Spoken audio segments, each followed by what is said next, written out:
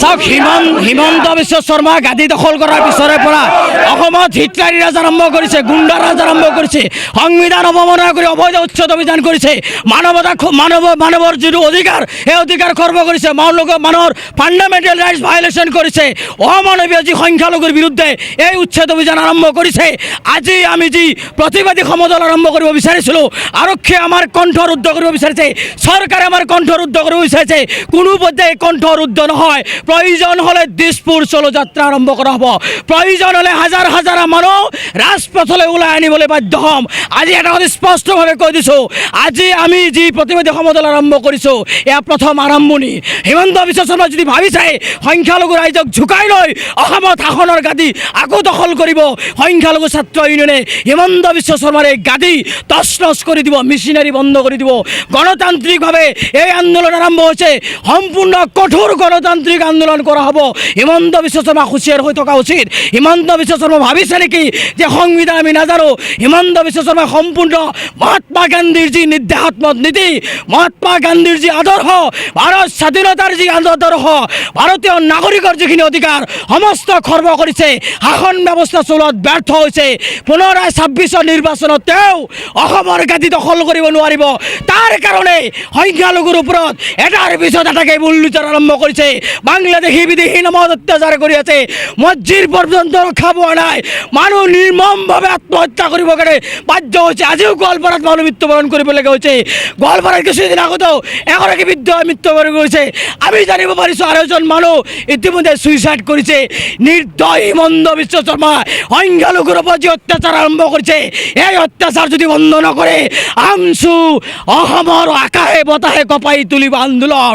আৰু তাৰ কাৰণে হিমন্ত বিশ্ব শৰ্মা অনুভৱ নকৰাকৈ অসমৰ লাখ লাখ মানুহ ওলাই অনাৰ ক্ষমতা আমচুৰ আছে। আৰু আমি আপোনালোকৰ জৰিয়তে অসমৰ মুখ্যমন্ত্ৰীয়ে ক'ব বিচাৰিছোঁ, নিৰ্দয় হিমন্ত বিশ্ব শৰ্মা, নিৰ্দয় হিমন্ত বিশ্ব শৰ্মা, আপুনিও কাৰোবাৰ সন্তান। গতিকে এই যিসকল মহিলাই, যিসকল শিশু আজি অনাই বনাই থাকিবলগীয়া পৰিৱেশ হৈছে, বেঘৰ হৈছে, ঘৰ বাৰী নাই, আজি এই ৰ'দৰ পোহৰত তিৰপলৰ তলত হিমন্ত বিশ্ব শৰ্মা থাকিব পাৰিব নেকি? নোৱাৰে। এজন মানুহ হিচাপে কোনেও কেতিয়াও তিৰপলৰ তলত এই প্ৰখৰ ৰ'দৰ মাজত থাকিব নোৱাৰে। তাৰ কাৰণে মানুহবিলাকৰ অসহায় অৱস্থা। মই আপোনালোকৰ জৰিয়তে আৰু এটা কথা ক'ব বিচাৰিছোঁ, অসমৰ যিবিলাক সংখ্যালঘু বিধায়ক আৰু সাংসদ ৰকিবুল হুছেইন ডাঙৰীয়া, যদি আপোনালোকে ভাবিছে যে পুনৰাই ভোট বেংকৰ পলিটিক্স কৰি এই মানুহবিলাকক আপোনালোকে চৰকাৰ থকাৰ সময়ত কোনো সংস্থাপন দিয়া নাই, কোনো এওঁলোকৰ অধিকাৰকৈ প্ৰাপ্য দিয়া নাই, এতিয়াও যদি সময় আছে চৰকাৰৰ বিৰুদ্ধে বলিষ্ঠভাৱে আপোনালোকে দাবী উত্থাপন কৰক, আন্দোলন কৰক। আমি আমচি আপোনালোকক আহ্বান জনাইছোঁ।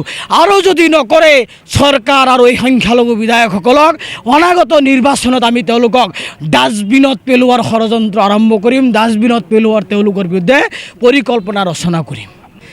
চাওক, আপোনালোকৰ জৰিয়তে স্পষ্টভাৱে অসমৰ মুখ্যমন্ত্ৰীক ক'ব বিচাৰিছোঁ, আপোনাৰ ভাষাৰে আপোনাক ক'ব বিচাৰিছোঁ, যদি আপুনি সংখ্যালঘু জনগণৰ ওপৰত এই নিৰ্মম নিৰ্দয় অত্যাচাৰ বন্ধ নকৰে, নিশ্চিতভাৱে সদৌ অসম সংখ্যালঘু ছাত্ৰ ইউনিয়নে জনগণক ৰাজপথলৈ ওলাই আনিব আৰু প্ৰয়োজন হ'লে দিছপুৰ চলো যাত্ৰা আৰম্ভ কৰিব। আৰু যেতিয়া অসমৰ সংখ্যালঘু ৰাইজ বাকীসকলো যেতিয়া সমৰ্থনত লাখে লাখে মানুহ ৰাজপথলৈ ওলাই আহিব, হিমন্ত বিশ্ব শৰ্মাৰ গাদী নাথাকে। তাৰ কাৰণে আমি কৈছোঁ যে কঠোৰ সিদ্ধান্ত ল'বলৈ আমাক বাধ্য নকৰাব, কঠোৰ গণতান্ত্ৰিক আন্দোলন ল'বলৈ আমাক যাতে বাধ্য নকৰে, তাৰ কাৰণে আহ্বান জনাইছোঁ। আৰু জানিব পাৰিছোঁ আজি অসমৰ মুখ্যমন্ত্ৰী ডাঙৰীয়াই মংগলদৈত পদাৰ্পণ কৰিব। আমি নিয়মমতে কলা বেজ পৰিধান কৰিব লাগিছিলে, নিয়মমতে আমি তেখেতক কলা পতাকা প্ৰদৰ্শন কৰিব লাগিছিলে, কিন্তু আমি নকৰোঁ। কাৰণ তেখেত অসমৰ মুখ্যমন্ত্ৰী, আমি এতিয়াও তেখেতক সাৱধান মানি শুনাই আছোঁ। তেখেত যদি এই কথাবিলাক যদি গুৰুত্ব নিদিয়ে, সংখ্যালঘু জনগণৰ আন্দোলনক যদি গুৰুত্ব নিদিয়ে, সংখ্যালঘু যদি নিৰাপত্তা প্ৰদান নকৰে, এই উচ্ছেদ অভিযান কণ্টিনিউ চলাই থাকে, নিশ্চিতভাৱে মুখ্যমন্ত্ৰী ডাঙৰীয়া কলা পতাকা প্ৰদৰ্শন কৰা হ'ব। য'তেই যাব তাতেই আমচুৱে তেওঁ মুখ্যমন্ত্ৰী ডাঙৰীয়া কলা পতাকা প্ৰদৰ্শন কৰিব।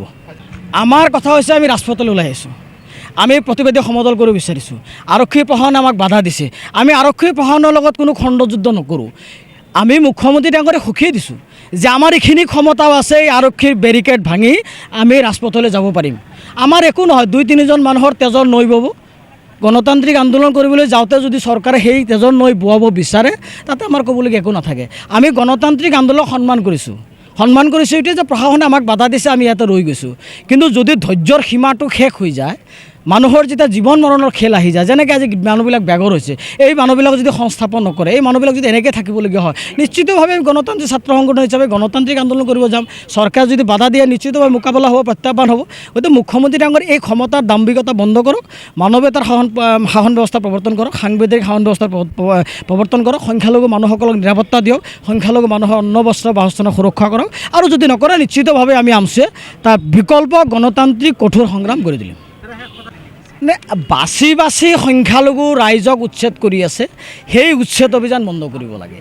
যদি উচ্ছেদ অভিযান কৰিবলগীয়া আছে, খাছ লেণ্ড, চৰকাৰী লেণ্ডৰ ৰাজহুৱা শ্বেতপত্ৰ প্ৰকাশ কৰক। ক'ত ক'ত চৰকাৰী মাটি আছে, ক'ত ক'ত ৰাজহুৱা মাটি আছে, ক'ত ক'ত ৰিজাৰ্ভ লেণ্ড, ফৰেষ্ট লেণ্ড বিভিন্ন ধৰণৰ সংৰক্ষিত আছে, সেই জেগাবিলাকত যদি আৰু অন্য কোনো মানুহ সেই দখল কৰি আছে, বেদখল কৰি আছে, তেওঁলোকক উচ্ছেদ কৰক। কিন্তু অকল সংখ্যালঘুক টাৰ্গেট কৰি আজি যে নিৰ্দয় নিৰ্মমভাৱে উচ্ছেদ অভিযান চলাইছে, এই অভিযানটো বন্ধ কৰিব লাগে। তাৰ কাৰণেই আমি কৈছোঁ আপোনালোকক।